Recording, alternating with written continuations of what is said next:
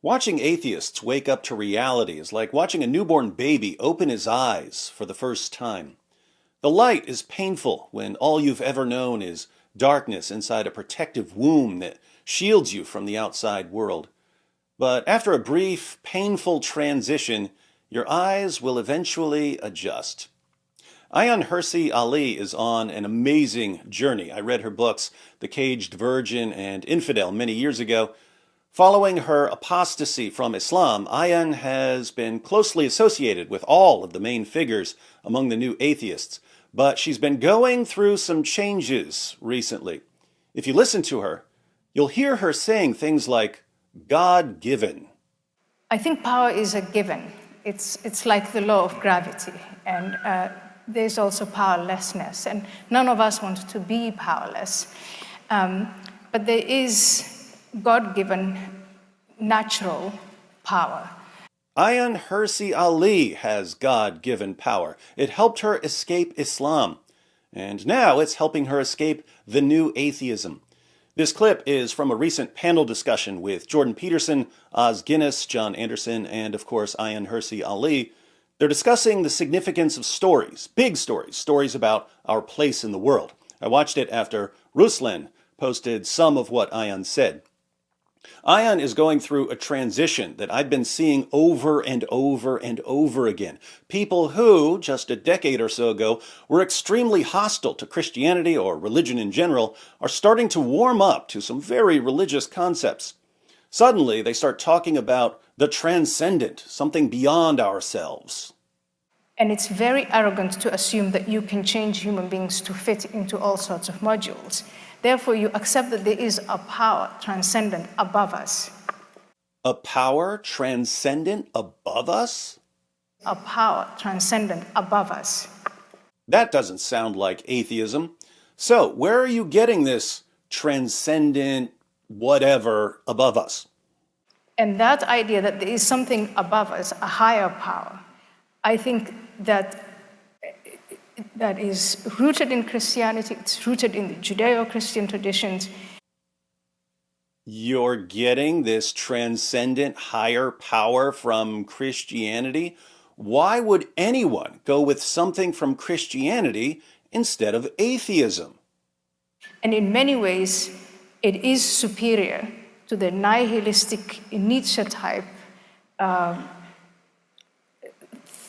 atheistic theology that human beings can do, and they can create everything, and they can manipulate. Wait, the Judeo-Christian concept of God is superior in many ways to atheism? Now, she specifically refers to a Nietzsche-type atheism where once you reject Christianity, you give up Christian morality, and therefore you need to replace Christian morality with something else. But here Nietzsche was just being way more realistic and commonsensical than lots of other atheists. German philosophers were better at understanding the implications of rejecting Christianity than British philosophers were. German philosophers said, if we're getting rid of God and Christianity, then everything that's been built upon a foundation of God and Christianity is about to come tumbling to the ground. So, we need a new morality with a new foundation. A few decades later, World War II. British philosophers, by contrast, said, we don't need God and Christianity to have our moral views. Look at us atheists. See how moral we are. We're walking proof that people don't need God and Christianity. What these super smart atheists weren't smart enough to grasp was that they were all raised in places that taught them Christian values. They didn't come up with anything on their own. They absorbed their values from their culture. And their morality was like a rose that had been cut. Yes, it may be beautiful, but the beauty is going to fade because a cut rose dies. So I don't see how Ayaan's claim about the Christian concept of God being superior to a Nietzsche-type atheism wouldn't be true about atheism in general. But she says that the Judeo-Christian concept of the transcendent is also superior to something else. And it's also superior, I would say, to the faith that I grew up in, with a God and a theology and a story that gives individuals a sort of one-dimensional purpose. Go and do this, make everyone a Muslim, and if they refuse, kill them, and then the day of judgment will come and life will be over. That's a simple story, but it's an abiding story. It's been around for 1400 years. Better than Islam. To be fair, pretty much anything is better than Islam, isn't it? The Judeo-Christian tradition, that it is not up to the human being to do that, but all we can do is civilize and continue to civilize and question and check power. Power that is checked, that is the power that guarantees most people real freedom. The Judeo-Christian tradition is what guarantees real freedom. Does this sound like the atheists from 10 years ago? Jordan Peterson goes on to ask about Ayaan's journey from Islam. So you, early in your life, relatively early in your life, you moved away from a totalizing religious view of the world. Islam. I don't exactly know into what you then moved, whether that was a secular humanism, but what I'm hearing from you now, and I believe this is also the case with your husband, is that you have come to a new understanding of the existence of the transcendent per se, and also of your relationship with it. She moved away from the Islamic view of the transcendent to a rejection of the transcendent, to a new understanding of the transcendent. So I rebelled against a transcendent, a concept of God, of a God that now manifests itself in, the Iranian regime, Hamas, ISIS. That was the God I grew up with. That was the story that I grew up with. I rebelled against that. She rebelled specifically against the Islamic concept of the transcendent. And then when I was bold enough to say, and this was in the Netherlands, I don't want any of that. I didn't convert to Christianity. I didn't convert to another religion or another God. Pay attention, because this is true of many ex-Muslims. Once they've witnessed the horrors of the God of Muhammad, they don't want another God. I carried with me this idea, the three-letter word of God stands just for evil. They move away from Islam, but when they hear the word God, all they think of is evil.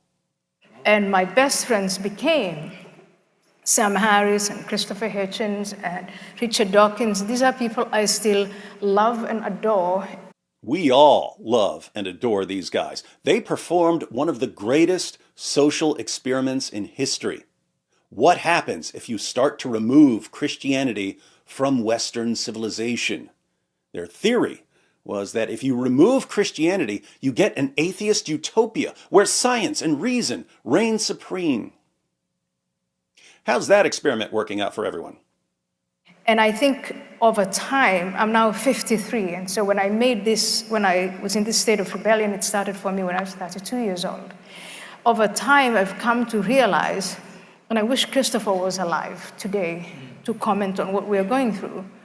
I wish Christopher Hitchens were here to see this too. I would love to hear his thoughts on the catastrophic failure of everything the new atheists promised. But what did Ayaan come to realize? We were actually having a conversation about, in my view, the wrong conversation. Does God exist? It was the world built in 6 days. Do we believe in fairy tales? And that was the wrong conversation to have. So, a conversation about whether various claims are true or false, this is the wrong conversation. What's the right conversation? The right conversation to have, as I said earlier, was to compare what we as human beings, the transcendent that we have imagined and developed over centuries. So the wrong conversation is, are these claims that are part of the Judeo-Christian tradition true? The right conversation is, how does the concept or the story of the transcendent that has developed in the Judeo-Christian tradition match up against other concepts or other stories? And here it sounds like she's thinking in purely practical, pragmatic terms. What does this view lead to? What does that view lead to? So which view is better? Now, I think we can have both conversations. I think we can discuss whether various claims are true while also discussing what these claims lead to. And having both conversations leads to a further conversation, namely, how does our realization that a certain story produces far better results affect our view of whether that story is true? But let's see where Ayaan is going with this. And so now I can say I am proudly of the Judeo-Christian religion. Ayaan Hirsi Ali, an ex-Muslim who has spent many years as a devout atheist, now identifies as a member of the Judeo-Christian religion. Without having to waste your time about, do I really think that the world was built in 6 days? Do I really believe every word in the Bible? No, but I do believe that that's Judeo-Christian tradition, and what it has brought forth is, those are the values that I aspire to, the values by which I live. So, without believing that certain propositions within the Judeo-Christian tradition are true, she nevertheless realizes that she's part of the tradition and that she wants to be part of the tradition. Not exactly someone Christians would recognize as a fellow follower of Jesus Christ, but in a way she is. In a way she is following Jesus. And we can at least appreciate the change in such a short amount of time from Christianity is terrible for the world and needs to be replaced by atheism to pump your brakes, everyone. Turns out we may need Christianity way more than we thought. I was called a Christian by Roger Scruton in 2008, and I said, Roger, no, I'm not a Christian. And he said, but you act like a Christian, and you behave like a Christian, therefore you are a Christian. She was living like a Christian even when she despised Christianity. And she's not the only one.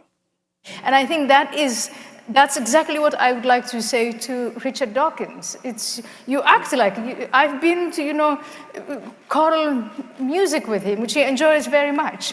And he's one of the most Christian people I know.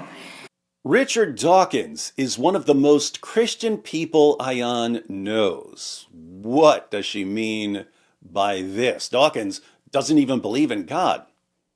What does she mean? She means that Dawkins has been massively influenced by Christianity and that he's living according to Christian values that he absorbed from a Christian culture, even though he uses the values that he absorbed from a Christian culture to condemn and mock the source of these values. The leaders of the new atheism, Richard Dawkins, Christopher Hitchens, Daniel Dennett, Sam Harris, they rose to prominence in the ivoriest of all ivory towers. They looked at themselves in their glorious tower and said, hey, we're very nice people. We're champions of virtue. We love science. We're not killing each other over disagreements. Why are we so amazing? Then they looked at the rest of the world and said, check out all these savages. Why are they so different from us? Why are they so dumb? Why are they blowing each other up? Oh, it must be because these other people are religious. So, if we just get rid of religion, everyone will be like us. That was one of the most insanely idiotic and delusional conclusions in the history of humanity, and it came from people who regard themselves as pillars of rationality. Fortunately, like all scientifically minded men, they put together an experiment.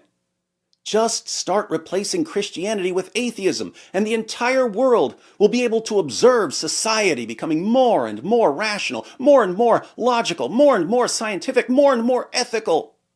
That's what will happen if we start removing Christianity. And we all know what actually happened. The moment people started turning away from Christianity, the entire world started going completely insane. So, the grand experiment of the new atheists, which they thought would confirm atheism and lead to an atheist utopia, did the exact opposite. Now, if our atheist friends are really as scientifically minded as they claim, how should they react as their theories are being debunked as surely as alchemy and spontaneous generation and phlogiston and phrenology and a static universe? Will they abandon their discredited and debunked position, as Ayaan and many others are doing?